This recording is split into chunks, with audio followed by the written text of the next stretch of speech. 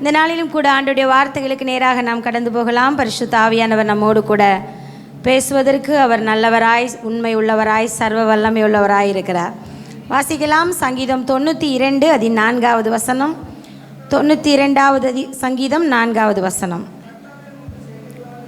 கர்த்தாவே, உமது செய்கைகளால் என்னை மகிழ்ச்சியாக்கினீர். உமது கரத்தின் கிரியைகளின் நிமித்தம் ஆனந்த பலியிடுவேன். அல்லேலூயா. இந்த மாதத்திலும் பரிசுத்த ஆவியானவர் நமக்கு கொடுத்த நல்ல வாக்குத்தத்தமான ஒரு வார்த்தை, நம்முடைய புலம்பல்களை கர்த்தர் ஆனந்த களிப்பாய் மாற்றுவேன் என்று ஆண்டவர் சொன்னார். அல்லேலூயா. எப்படி கர்த்தர் நம்மை சந்தோஷப்படுத்துவாராம்? அவருடைய செய்கைகளினால் நம்மை சந்தோஷப்படுத்துவேன் என்று கடந்த வாரத்திலும் கர்த்தருடைய ஆவியானவர் நம்மோடு கூட பேசினார். அந்த வார்த்தையின் தொடர்ச்சியாகவே இந்த நாளிலே நாம் கர்த்தருடைய வார்த்தைகளை தியானிக்க போகிறோம். இந்த நாளிலும் கூட பரிசுத்த ஆவியானவர் நமக்கு மீண்டும் உறுதிப்படுத்தும் விதமாக சொல்லுகிற ஒரு தீர்க்க தரிசனமான வார்த்தை, கர்த்தாவே, உமது செய்கைகளினால் நீர் என்னை மகிழ்ச்சியாக்கினீர். தேவன் தம்முடைய செய்கைகளினாலே நம்மை மகிழ்ச்சியாக்குகிறவர். அல்லேலூயா. கர்த்தருடைய செய்கைகளை குறித்து வேதம் சொல்கிறது. சங்கீதம் 33:4 கர்த்தருடைய செய்கைகள் எல்லாம் சத்தியமானவைகள், அதாவது அவைகள் எல்லாம் உண்மையானவைகள். லூக்கா சுவிசேஷம் 24:19 நாம் வாசிக்கிறோம், அவர் செய்கையிலே வல்லமை உள்ளவராயிருக்கிறார். அல்லேலூயா. அப்போ தேவனுடைய செய்கைகள் உண்மை உள்ளவைகள், தேவனுடைய செய்கைகள் வல்லமை உள்ளவைகள். அன்று சொல்கிறார், அப்படிப்பட்ட செயல்களின் மூலமாக நான் உங்களை மகிழ்ச்சியாக்குவேன். அல்லேலூயா. பரிசுத்த ஆவியானவரே நம்மை மகிழ்ச்சியாக்குகிற தேவன். வேதம் சொல்லுகிறது, தேவனுடைய ராஜ்யம் புசிப்பும் குடிப்பும் அல்ல, அது பரிசுத்த ஆவியானவரால் உண்டாகிற சந்தோஷமாய் இருக்கிறது. வேதம் சொல்லுது, அவர்களுக்கு தானியமும் திராட்சரசமும் பெருகியிருக்கிற காலத்தின் சந்தோஷத்தை பார்க்கிலும் அதிக சந்தோஷத்தை என் இருதயத்திலே தந்தேனார். அல்லேலூயா. அப்போ தேவன் நம்மை சந்தோஷப்படுத்த விரும்புகிறவர். எப்படி சந்தோஷப்படுத்துவாராம்?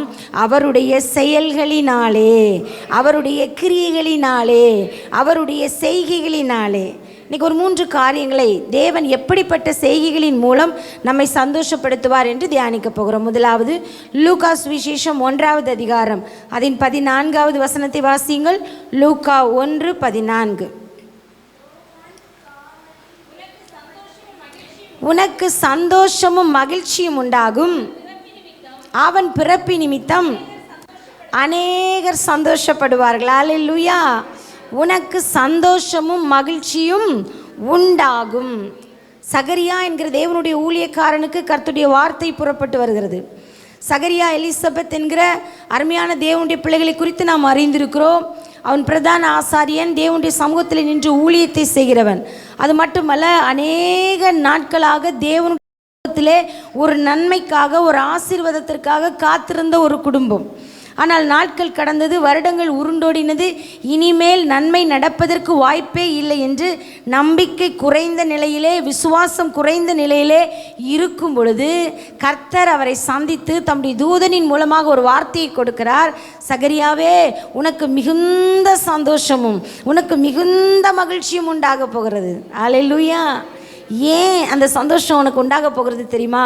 நான் உன்னுடைய வாழ்க்கையில் ஒரு கிரியை செய்ய போகிறேன். இதுவரைக்கும் நடக்காத புதிய காரியத்தை உன் வாழ்க்கையிலே செய்ய போகிறேன். ஆமென். கர்த்தர் இந்த நாளிலும் நம்மை பார்த்து சொல்லுகிற ஒரு காரியம் அதுதான். இதுவரைக்கும் நடக்காத ஒரு புதிய காரியத்தை தேவன் நம்முடைய வாழ்க்கையிலே செய்து நம்மை சந்தோஷப்படுத்த போகிறார். ஹல்லேலூயா. நீங்கள் ஆபகுக் தீர்க்கதரிசன புத்தகம் 1வது அதிகாரம் 5வது வசனத்திலே வேதம் ஒரு வசனம் சொல்லுகிறது, விவரிக்கப்பட்டாலும் நீங்கள் விசுவாசியாத ஒரு கிரியையை நான் உங்கள் நாட்களிலே செய்வேன். அல்லேலூயா. விவரிக்கப்பட்டாலும், ஒருவர் உங்களுக்கு விவரித்து சொன்னாலும், இப்படி நடக்க போகுதுன்னு சொன்னால் கூட உங்களால் நம்ப முடியாத, உங்களால் விசுவாசிக்க முடியாத ஒரு கிரியையை உங்கள் நாட்களில் செய்வேன் என்று கர்த்தர் வாக்கு கொடுக்கிறார். அல்லேலூயா. நீங்கள் பார்த்தீங்கன்னா சகரியாவின் வாழ்க்கையில் அதுதான் நடந்தது. தேவதூதன் அவருக்கு சொல்லுகிறார், ஆனால் சகரியாவால் என்ன பண்ண முடியல? விசுவாசிக்க முடியல, நம்ப முடியல. அவன் தேவனுடைய ஊழியக்காரன் தான், தேவனுடைய வார்த்தைகளை சுமந்து செல்பவன் தான், தேவனுடைய வார்த்தைகளை மற்றவர்களுக்கு சொல்பவர் தான். ஆனாலும் கூட தேவனால் சொல்லப்பட்ட அந்த வார்த்தையை அவரால் நம்ப முடியவில்லை. ஏனென்றால் அது நம்புவதற்கு மிஞ்சி இருந்தது. அது இயற்கைக்கு அப்பாற்பட்டு இருந்தது.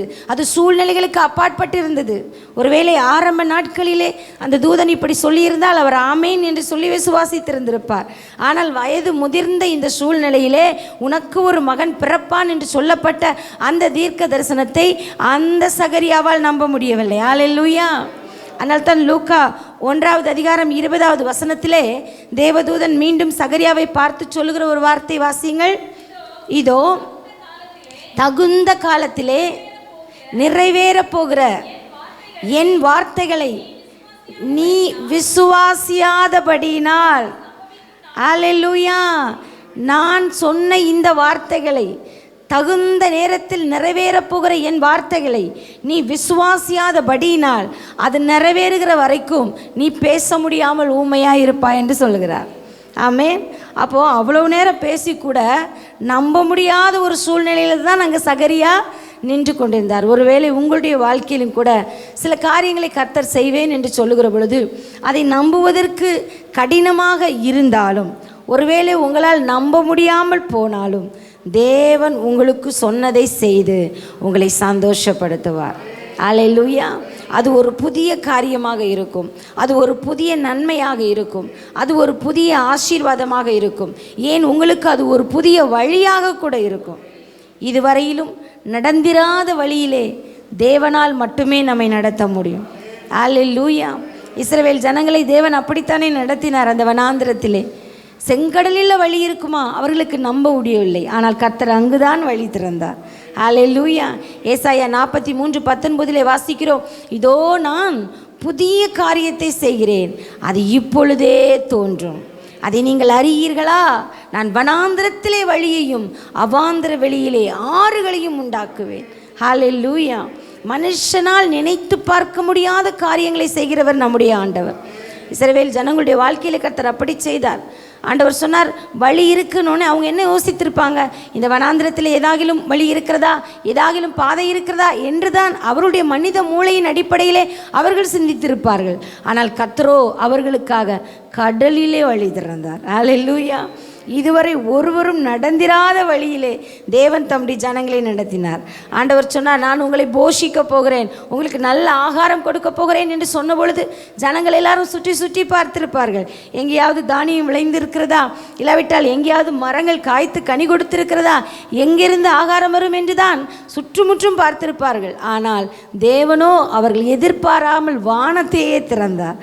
அல்லேலூயா. யாருக்குமே திறக்காத வழி அவர்களுக்கு திறக்க பரலோகத்திலிருந்து மன்னா அவர்களுக்கு கொடுக்கப்பட்டது. அல்லேலூயா. அவர்கள் தாகத்துக்கு தண்ணீரை கேட்ட பொழுது ஆண்டவர் கண்மலையை பிளந்து தண்ணீரை கொடுத்தார். எல்லாமே ஒரு மனுஷனால் நினைத்து பார்க்க முடியாத புதிய வழிகளில் தான் தேவன் தம்முடைய ஜனங்களை வழி நடத்தினார். அல்லேலூயா. சில நேரத்தில் அப்படி தான் நம்முடைய வாழ்க்கையிலும் இதற்கு எங்கே வழி இருக்கிறது, இதற்கு எங்கே வாசல் இருக்கிறது என்று நாம் நினைத்து நினைத்து சோர்ந்து போவோம். ஆனால் கர்த்தரோ யாரும் எதிர்பார்க்காத ஒரு புதிய வழியை நமக்காக கர்த்தர் திறந்து வைத்திருக்கிறார். அல்லேலூயா. அல்லேலூயா. நீங்கள் 2 ராஜாக்கள் 3வது அதிகாரத்திலே ஒரு சம்பவத்தை நம்ம வாசித்து பார்க்க முடியும். பார்த்தீங்கன்னா, யோசபாத்தின் காலத்திலே ஒரு யுத்தத்திற்கு அங்கு கடந்து போகிறார்கள். அங்கு போகிற நேரத்தில் அந்த வனாந்திரத்தில் அவர்களுக்கு தண்ணீர் இல்லை, எவ்வளவும் தண்ணீர் இல்லை. எல்லாரும் சாக போகிற ஒரு சூழ்நிலையில் இருக்கிற அந்த சூழ்நிலையிலே தீர்க்கதரிசிக்கு அழைப்பு கொடுக்கப்படுகிறது. அவர் வருகிறார். அவர் வந்து கர்த்தருடைய வார்த்தையை சொல்கிறார், நீங்கள் காற்றையும் காண மாட்டீர்கள், மழையும் பார்க்க மாட்டீர்கள், ஆனாலும் நீங்களும் உங்கள் மிருக ஜீவன்களும் குடிக்கும்படிக்கு இந்த பள்ளத்தாக்கு எல்லாம் தண்ணீரால் நிரப்பப்படும், அதனால் விசுவாசமாய் வாய்க்கால்களை வெட்டுங்கள் அப்படின்னு சொன்னார். ஒருவேளை இந்த வார்த்தை அந்த ஜனங்களுக்கு அறிவிக்கப்பட்ட பொழுது அது அவர்களுக்கு நம்புவதற்கு ஏதுவில்லாத ஒரு சூழ்நிலை. அல்லேலூயா. ஒருவேளை வானத்திலிருந்து மழை பெய்தால் தண்ணீர் வரும். ஆனால் ஆண்டவர் சொல்கிறார், காற்றையும் பார்க்க மாட்டாய், மழையும் பார்க்க மாட்டாய். அப்போ வானத்திலிருந்து வருவதற்கு வழி இல்லை. ஒருவேளை பூமியிலிருந்து ஊற்று புறப்படுமா? எப்படி நடக்கும்? இது எப்படி சாத்தியமாகும்? அன்று இரவு முழுவதும் அவர்களுக்கு தூக்கமே இருந்திருக்காது. என்றால் ஒரு பக்கம் குழப்பம், இன்னொரு பக்கம் தண்ணீர் தாகம், இன்னொரு பக்கம் பயம். ஏதோ ஒரு சூழ்நிலையில் எப்படி வரும் என்று அவர்களுக்கு தெரியவில்லை. ஆனால் வேதம் சொல்கிறது, அடுத்த நாள் காலையிலே தண்ணீர் ஏதோம் தேச வழியாய் புறப்பட்டு வந்து அந்த தேசம் முழுவதையும் தண்ணீரால் நிரப்பிற்று. ஹல்லேலூயா! எங்கு வழி, எப்படி வழி என்பது நம்முடைய கண்களுக்கு தெரியாமல் இருக்கலாம். ஆனால் தேவன் நாம் எதிர்பார்க்க முடியாத ஒரு புதிய காரியத்தை ஹல்லேலூயா செய்து நம்மை சந்தோஷப்படுத்துவார். நீங்கள் விசுவாசிக்கிறீர்களா? உங்கள் வாழ்க்கையிலே நீங்கள் நம்ப முடியாத புதிய காரியத்தை கர்த்தர் உங்களுக்கு செய்வார். இதுவரை நடந்திராத புதிய வழியிலே கர்த்தர் உங்களை நடத்துவார். இதுவரை உதவி வராத புதிய இடங்களில் இருந்து உங்களுக்கு கர்த்தர் வழி திறப்பார். அல்லேலூயா! நம்முடைய ஆண்டவரை போல நன்மை செய்கிறவர் யாருமே கிடையாது. ஆமென். எந்த மனுஷனும் செய்ய முடியாததை அவர் செய்வார். யாரும் நம்ப முடியாததை அவர் செய்வார். அவர்தான் கர்த்தர். அல்லேலூயா! அவர் இல்லாதவைகளையும் இருக்கிறவைகளாக அழைக்கிறவர். தேவனாலே கூடாத காரியம் ஒன்றுமே இல்லை. உங்கள் வாழ்க்கையிலே புதிய காரியத்தை கர்த்தர் செய்வார். இன்றைக்கி தேவ சமூகத்தில் நீங்கள் விசுவாசத்தோடு கடந்து போங்க. எந்த காரியத்தில் உங்களுக்கு அற்புதம் நடக்குமோ, இதுவரை இல்லாத ஒரு புதிய வழி எனக்கு திறக்கப்படும், இதுவரை இல்லாத புதிய நன்மை எனக்கு வரும், இதுவரை இல்லாத புதிய வாசல்கள் எனக்காய் திறக்கப்படும். அந்த தைரியமும் விசுவாசமும் உங்களுடைய வாழ்க்கையிலே பெரிய அற்புதங்களை கொண்டு வரும். அது உங்களை சந்தோஷப்படுத்தும். அல்லேலூயா! இரண்டாவது ஒரு காரியத்தை நாம் வாசிக்கிறோம். லூகாஸ் விசேஷம் 15வது அதிகாரம் அதன் 24வது வசனத்தை வாசிங்கள். லூக்கா 15:24. என் குமாரனாகி இவன் மரித்தான், திரும்பவும் உயிர்த்தான், காணாமல் போனான், திரும்பவும் காணப்பட்டான் என்றான். அப்படியே அவர்கள் சந்தோஷப்பட தொடங்கினார்கள். அல்லேலூயா! இங்கு ஒரு பெரிய சந்தோஷம், ஒரு பெரிய மகிழ்ச்சி இந்த குடும்பத்துக்குள் இருக்கிறது. இதற்கு காரணம் என்னன்னா, அவர்களை விட்டு விலகி போன ஒரு ஆசீர்வாதம் அவர்களை தேடி வந்தது. ஆமென். பாருங்கள், ஒரு தகப்பனுக்கு 2 பிள்ளைகள். ஒரு பிள்ளை தகப்பனோடு இருக்கிறான், இன்னொரு பிள்ளையோ தன் தகப்பனிடத்தில் உள்ள ஆசீர்வாதங்களை எல்லாம் எடுத்துக்கொண்டு தகப்பனை விட்டே தூரதேசத்திற்கு போய்விட்டான்.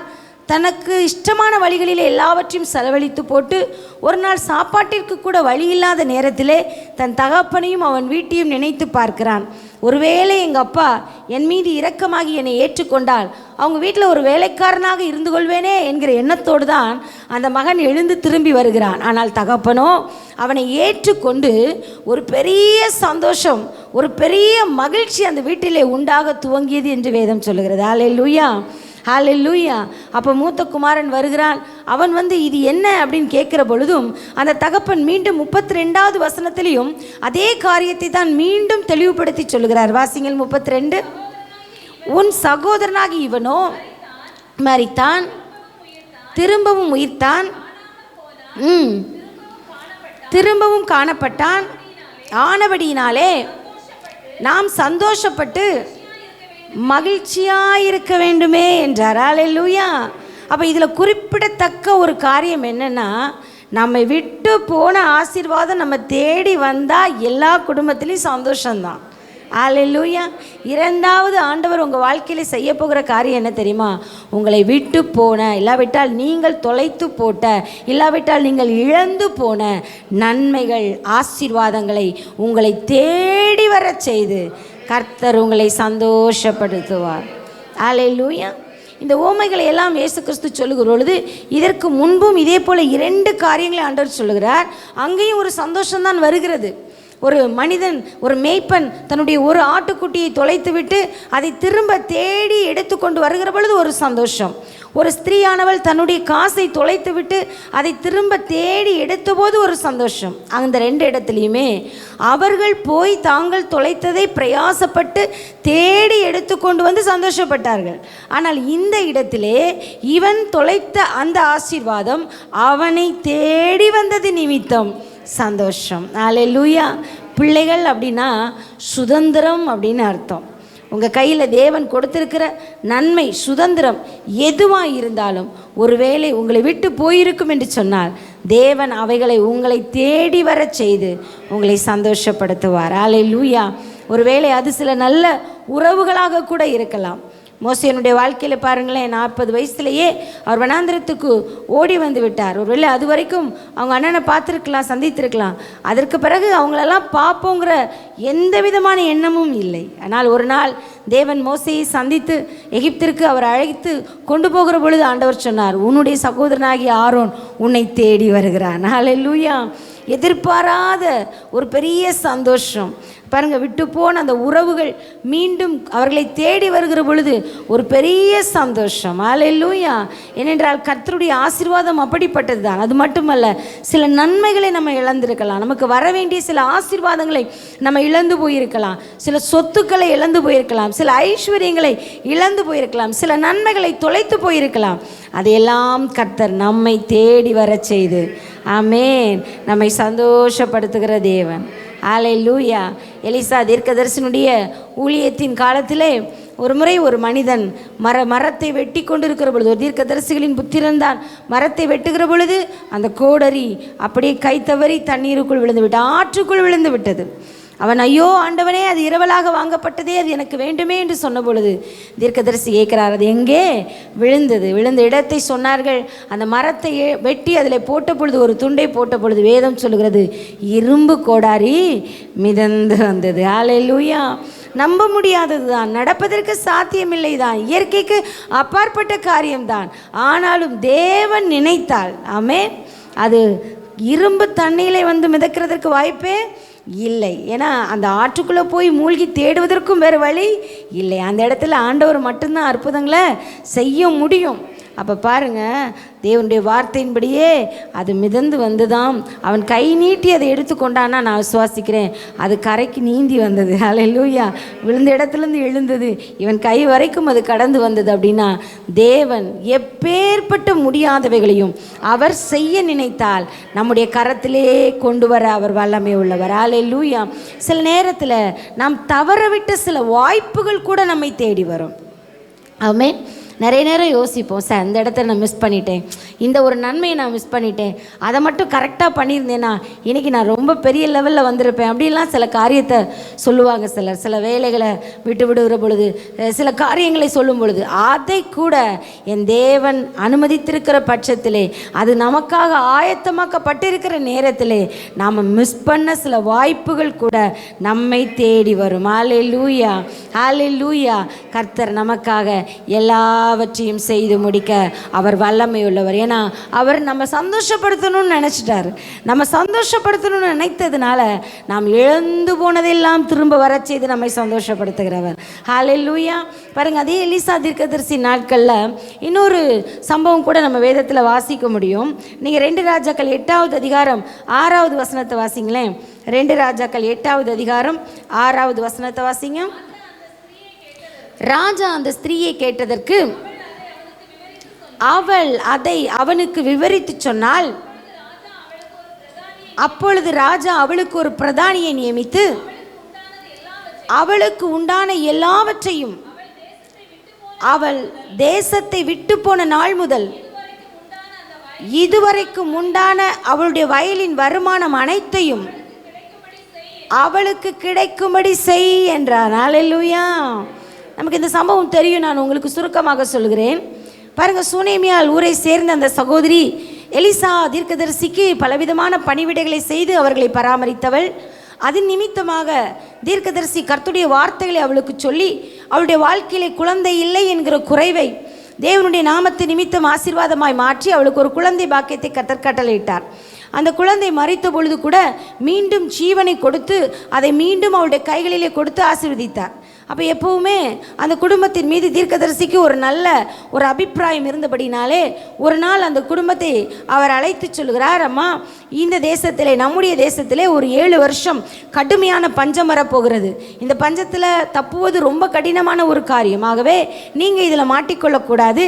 நீங்கள் என்ன பண்ணுங்கள், ஒரு 7 வருஷம் பக்கத்து தேசத்தில் போய் உட்காந்துட்டு பஞ்சம் முடிந்த பிறகு நம்ம தேசத்துக்கு திரும்பி வாங்கன்னு அவளுக்கு ஒரு ஆலோசனை சொல்லுகிறார். அவளும் அந்த ஆலோசனைக்கு அப்படியே கீழ்ப்படிந்து தன்னுடைய குடும்பத்தோடு குடும்பத்தோடு கூட பெலிஸ்தருடைய தேசத்தில் 7 வருஷம் போய் சஞ்சரிக்கிறார்.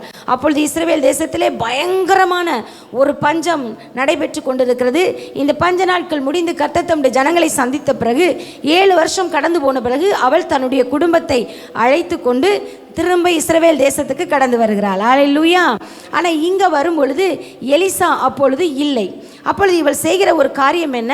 தன்னுடைய வயலையும் தன்னுடைய வீட்டையெல்லாம் போய் பார்க்கிறாள். ஒருவேளை அது அவளுக்கு இல்லையோ, யாரும் அபகரித்து கொண்டார்களோ தெரியவில்லை. ராஜாவினிடத்திலே முறையிடுவதற்காக வருகிறாள். இவள் ராஜாவிடத்திற்கு வருகிற அந்த நேரத்திலே ராஜா என்ன பண்ணுறாரு? எலிசா தீர்க்கதரிசனுடைய வேலைக்காரனான கேயாசியை அழைத்து எலிசாவின் நாட்களிலே ஆண்டவர் செய்த அற்புதங்களை எல்லாம் கேட்டுக்கொண்டு சந்தோஷப்பட்டு கொண்டிருக்கிறான்.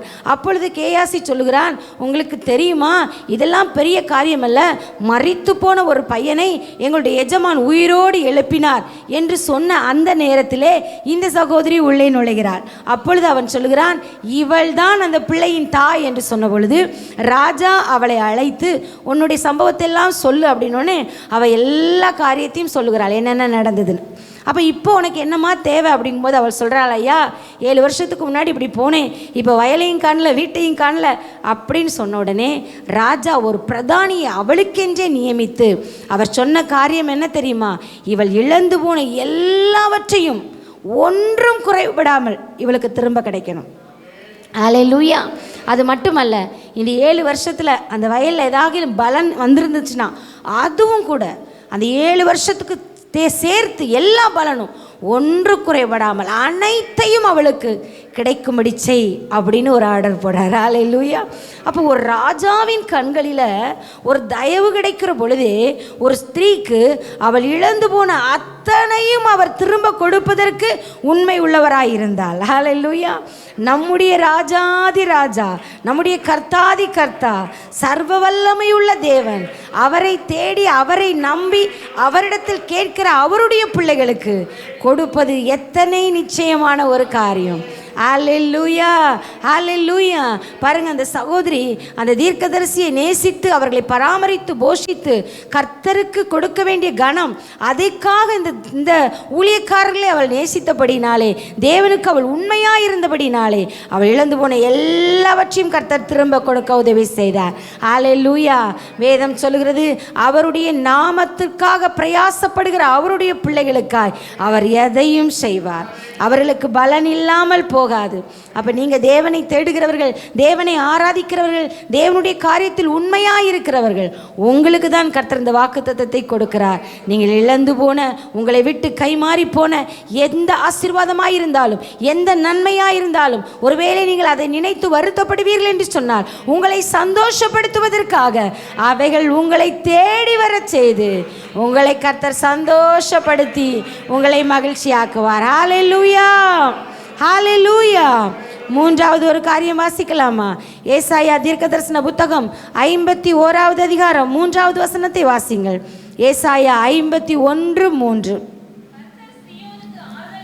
கர்த்தர் சீயோனுக்கு ஆறுதல் செய்வார், அதன் பாழான ஸ்தலங்களை எல்லாம் தேறுதல் அடைய செய்து அதன் வனாந்திரத்தை ஏதேனை போலவும் அதன் அவாந்திர வெளியை கர்த்தரின் தோட்டத்தை போலவும் மாற்றுவார். அங்கே சந்தோஷமும் மகிழ்ச்சியும் துதியும் கீத சத்தமும் அதில் உண்டாயிருக்கும். அல்லேலூயா. தேவனுடைய பிள்ளைகளுடைய வாழ்க்கையிலே ஆண்டவர் சொல்லுகிறார், அங்கே சந்தோஷம், அங்கே மகிழ்ச்சி, அங்கே துதி, அங்கே கீத சத்தம் உண்டாயிருக்கும். எப்பொழுது தெரியுமா? தேவன் தம்முடைய பிள்ளைகளுக்கு ஆறுதல் செய்யும் போது. அல்லேலூயா. நம்முடைய ஆண்டவர் ஆறுதல் சொல்லுகிறவர் மட்டுமல்ல. மனுஷர்கள் ஒருவேளை நம்ம ஆறுதல் சொல்ல தான் முடியும் சில பிரச்சனைகளில், ஆனால் தேவன் ஆறுதல் சொல்லுகிறவர் மாத்திரமல்ல, ஆறுதல் செய்கிறவர். ஆறுதல் செய்கிறவர்னா என்ன அர்த்தம்? வேதம் அங்கு சொல்லுகிறது, அவர் பாழான இடங்களை தேறுதல் அடைய செய்து சந்தோஷப்படுத்துவார். அவர் வனாந்திரத்தை ஏதேனை போல மாற்றி சந்தோஷப்படுத்துவார். அவர் அவாந்திர வெளியை கர்த்தரின் தோட்டமாய் மாற்றி சந்தோஷப்படுத்துவார். அல்லேலூயா. உங்களுடைய வாழ்க்கையில் எந்த பிரச்சனைனாலும் துக்கம் இருக்கிறதோ அந்த துக்கத்தை மாற்றணும்னா அந்த பிரச்சனையை மாற்றி அதற்கு பதில் ஒரு நன்மையை செய்து உங்களை சந்தோஷப்படுத்துகிற தேவன் அவர். அல்லேலூயா. அவருடைய செயல்கள் ஆராயப்பட முடியாதவைகள். உங்களுடைய துக்கத்தை சந்தோஷமாய் மாற்றுவார். புலம்பல்களை ஆனந்த களிப்பாய் மாற்றுவார். பலவீனரை அவர் பலவானாய் மாற்றுவார். பேதையை அவர் ஞானியாய் மாற்றுவார். தரித்திரர்களை அவர் ஐஸ்வர்யவான்களாய் மாற்றுவார். ஹல்லேலூயா. குப்பையில் இருக்கிறவர்களை அவர் பிரபுக்களோட உட்கார பண்ணுவார். தீமையை அவர் நன்மையாய் மாற்றுவார். தோல்வியை அவர் ஜெயமாய் மாற்றுவார். வெட்கத்திற்கு பதில் இரண்டத்தனையான பலனை தருவார். லட்சைக்கு பதிலாக இரட்டிப்பான சுதந்திரத்தை தருவார். சிறையிருப்புக்கு பதிலாக சிங்காசனத்தை தருவார். சாம்பலுக்கு பதிலாக சிங்காரத்தை தருவார். அல்லேலூயா. ஒரு பெரிய எக்ஸ்சேஞ்ச் ஆஃபருங்க. ஆமென். எதெல்லாம் உங்களை வருத்தப்படுத்துது, எதெல்லாம் உங்களை கவலைப்படுத்துது, எதெல்லாம் உங்களை துக்கப்படுத்துது பாருங்க. ஒரு நாள் காலேப் தன் மகளை திருமணம் செய்து அனுப்புகிறாள். அந்த மகள் கடந்து போகிறாள். அவள் போகிற பிறகு சொல்கிறா, அவங்க ஹஸ்பண்ட்ட பெர்மிஷன் கேட்டுட்டு எங்கள் அப்பாட்ட ஒரு காரியம் கேட்கணும் அப்படின்னு சொல்லிட்டு இறங்கி வர்றா. தாப்பு வந்து, என்னம்மா என்ன பிரச்சனை? அப்பா நீங்கள் எனக்கு ஒரு லேண்டு கொடுத்தீங்க. ஆமாம், அது எனக்கு வேண்டாம். ஏன்னா அது நல்லா இல்லை, அந்த இடம் வறட்சியாக இருக்குது, இது எனக்கு வேண்டாம். அப்போ உனக்கு என்ன வேணும்? எனக்கு செழிப்பான இடங்கள் தான் வேணும். அல்லேலூயா. உடனே அந்த தகப்பன், இதெல்லாம் உனக்கு போதாதா அப்படின்னு சொல்லலை. கொடுத்ததே பெரிய விஷயம், ரொம்ப தான் பண்ணுறேன்னுலாம் சொல்லலை. உடனே அந்த தகப்பன் அவளுக்கு மேல்புறத்திலும் கீழ்ப்புறத்திலும் நீர்ப்பாய்ச்சலான நிலங்களை கொடுத்தான். அல்லேலூயா. தனக்கு கிடைத்த பகுதி வறட்சி என்பதை அறிந்த பொழுது இது எனக்கு வேண்டாம் என்று சொல்லிவிட்டு ஒரு பிள்ளை தன் தகப்பனிடத்திலிருந்து நல்ல ஆசீர்வாதங்களை பெற்று திரும்புகிறது போல. அல்லேலூயா. நம்முடைய வாழ்க்கையில் நமக்கு சந்தோஷம் இல்லாத சில வருத்தங்கள், வேதனைகள், துன்பங்கள், பாழாய் கிடக்கிற அனுபவங்கள், தரித்திரங்கள், வறுமைகள், வேதனைகள், இப்படிப்பட்ட ஒரு காரியங்கள் நம்ம மனசை கவலைப்படுத்துகிற பொழுது கர்த்தர் சொல்கிறார், உனக்கு வேண்டாங்கிறத என்கிட்ட வந்து கொடுத்துட்டு என்கிட்ட இருக்கிற நல்லதை நீ வாங்கி கொண்டு போ. இதற்காகவே இயேசு சிலுவையிலே அறையப்பட்டார். ஹல்லேலூயா. நம்முடைய ஆண்டவராகிய இயேசு கிறிஸ்து ஐஸ்வர்யவானாயிருந்த அவர் தரித்திரராய் ஏன் சிலுவையில் தொங்கினார் தெரியுமா? தரித்திரத்தில் இருக்கிற நம்மை அவருடைய தரித்திரத்தினாலே ஐஸ்வர்யவான்களாய் மாற்றுவதற்காக. ஹல்லேலூயா. நம்முடைய வியாதிகளை அவர் தன் மீது ஏற்றுக்கொண்டு தன்னுடைய சுகத்தை நமக்கு கொடுத்தார். ஹல்லேலூயா.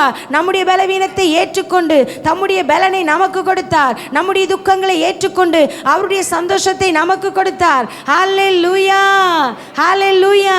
அப்போ இன்னைக்கு உங்களுக்கு எதெல்லாம் வேண்டாமோ, ஒருவேளை இன்னைக்கு கவர்மெண்ட்லேருந்து ஒரு ஆர்டர் கொடுக்குறாங்கன்னு வச்சுக்கோங்க, உங்களுக்கு வேண்டாத பொருளெல்லாம் கொடுத்துட்டு எல்லாம் புதுசாக வாங்கிட்டு போங்கன்னு. எப்படி ஒரு அமர்க்கலமாக இருக்கும் இல்லையா? அப்போ இன்றைக்கி ஆண்டவர் சொல்கிறாரு, ஆமே, மனுஷங்க கூட சொல்லுவாங்க ஆனால் செய்ய மாட்டாங்க. கர்த்தர் சொன்னால் செய்வார். ஆமே. என்னால் அவரால் செய்ய முடியாத காரியம் ஒன்றும் கிடையாது. அவர் அப்படியே நடக்கும். எல்லாமே அவருடைய கரத்திற்கு உட்பட்டது தான். ஹல்லேலூயா.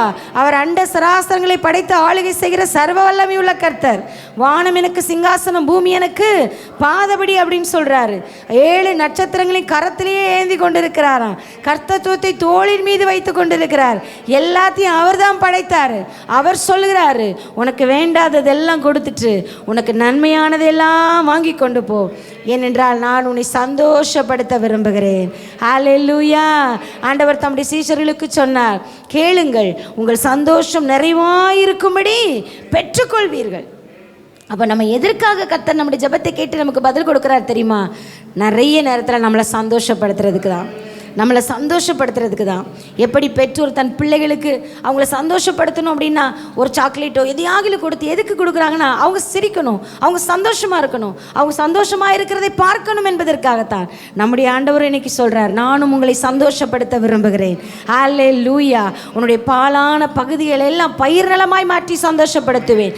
நிர்மூலமாய் கிடக்கிறவைகள் எல்லாம் திரும்ப கட்டி எழுப்பி நான் உங்களை சந்தோஷப்படுத்துவேன். ஹல்லேலூயா. யாரெல்லாம் ஆண்டவருடைய சமூகத்தில் துக்கமாக வந்தாங்களோ யாரையுமே ஆண்டவர் திரும்ப சும்மா அனுப்ப மாட்டார். அவருடைய துக்கங்களை எல்லாம் சந்தோஷமாய் மாற்றி அனுப்புவார். ஹல்லேலூயா. வியாதியோடு வந்தவர்களை சுகமாக்கி அனுப்புவார். தேவையோடு வந்தவர்கள் தேவைகளை நிறைவாய் மாற்றி அனுப்புவார். அல்லேலூயா. ஆண்டவரிடத்தில் வந்த மன்னமாகவே யாரும் திரும்பினதில்லை. இன்றைக்கும் அந்த கர்த்தர் நம்மோடு பேசுகிறார். நானும் உங்களை சந்தோஷப்படுத்த போகிறேன். ஆபிரகாம், அதனால தான் அந்த வசனத்திலே 2வது வசனத்தில் நம்ம வாசிக்கும் போது, உங்கள் தகப்பனாகிய ஆபிரகாமை நோக்கி பாருங்கள், உங்களை பெற்ற சாராளை நோக்கி பாருங்கள், அவங்களுக்கு நான் எப்படி அற்புதம் செய்தேன்னு பாருங்க, அப்படித்தான் நான் உங்களுக்கும் அற்புதம் செய்வேன். அது நிமித்தமாக சந்தோஷம் மகிழ்ச்சி உண்டாகும். அல்லேலூயா, ஹல்லேலூயா. இன்னைக்கு கர்த்தருடைய வார்த்தைகளை நீங்கள் விசுவாசிக்கிறீங்களா? ஆமென். கர்த்தர் தம்முடைய செய்கைகளினாலே உங்களை சந்தோஷப்படுத்துவேன் என்று வாக்கு கொடுக்கிறார். உங்களுக்கு என்ன செய்தால் நீங்கள் சந்தோஷப்படுவீங்க என்பதை கர்த்தர் அறிந்திருக்கிறார். அந்த காரியத்தை கர்த்தர் உங்களுக்கு செய்து உங்களை சந்தோஷப்படுத்துவார். ஒருவேளை சுகமா, நன்மையா, தேவையா, எந்த காரியம் உங்களை சந்தோஷப்படுத்தும் அந்த காரியத்தை இன்னைக்கு கர்த்தரிடத்தில் கேட்டு பாருங்க. ஏனென்றால் வாக்கு கொடுக்கிறவர் உண்மை உள்ளவர். இந்த மாதத்தில் தேவன் அதை அறிந்துதான் நம்ம அநேக காரியத்திலே துக்கத்தோடு இருக்கிறோம், வருத்தத்தோடு இருக்கிறோம், வேதனையோடு இருக்கிறோம் என்பதை தேவன் அறிந்துதான் இந்த மாதத்திலே நமக்கு வாக்கு கொடுக்கிறார். நான் உன்னை சந்தோஷப்படுத்துவேன். அவருடைய கிரியைகளினாலே, அவருடைய கரத்தின் செய்கைகளினாலே, அவர் நமக்கு செய்ய போகிற சில காரியங்களினாலே நம்முடைய இருதயம் சந்தோஷப்பட போகிறது. நம்முடைய துக்கம் சந்தோஷமாய் மாறப்போகிறது. நம்முடைய புலம்பல்கள் எல்லாம் ஆனந்த களிப்பாய் மாறப்போகிறது. ஹல்லேலூயா, ஹல்லேலூயா.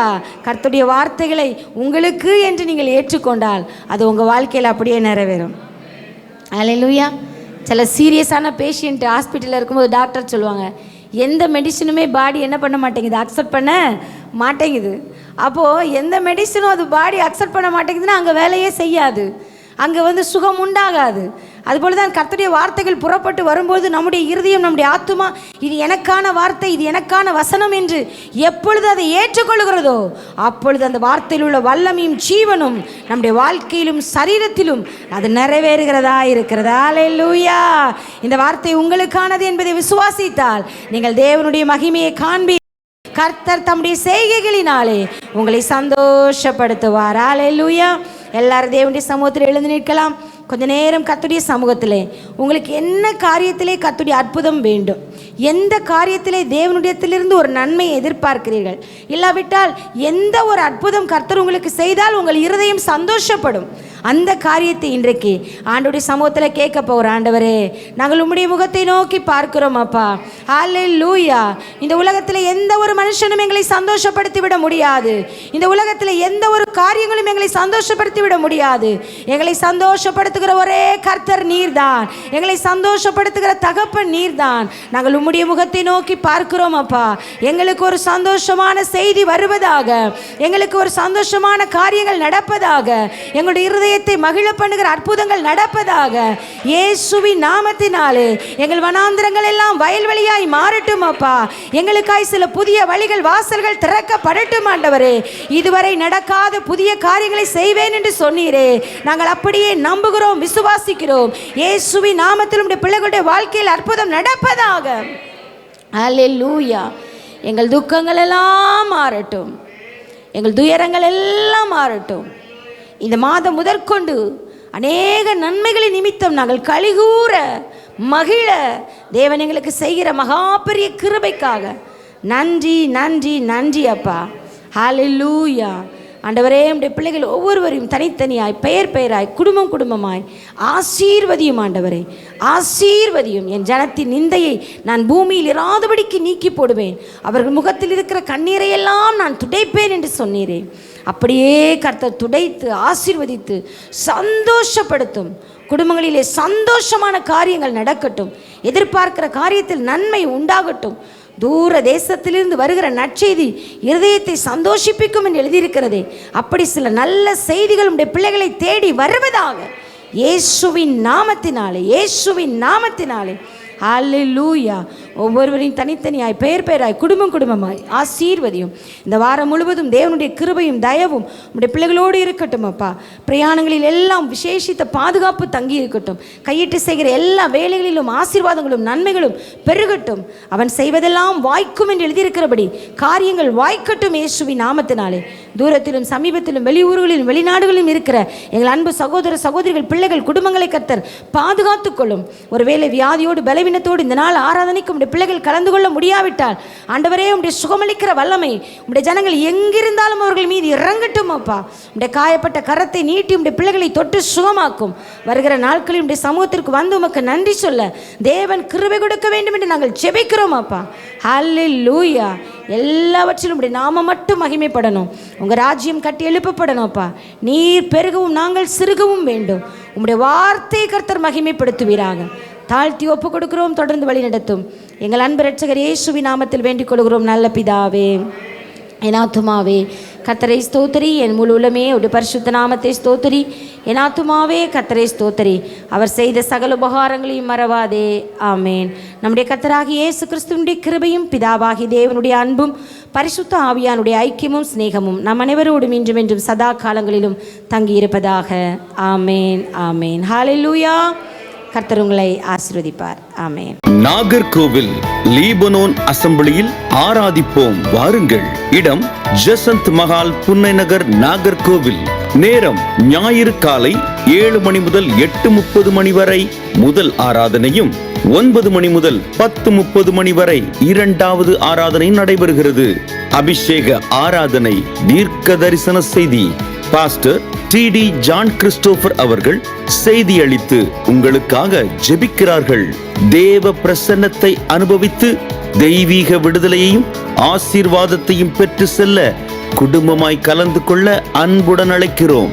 தொடர்புக்கு 9944091327.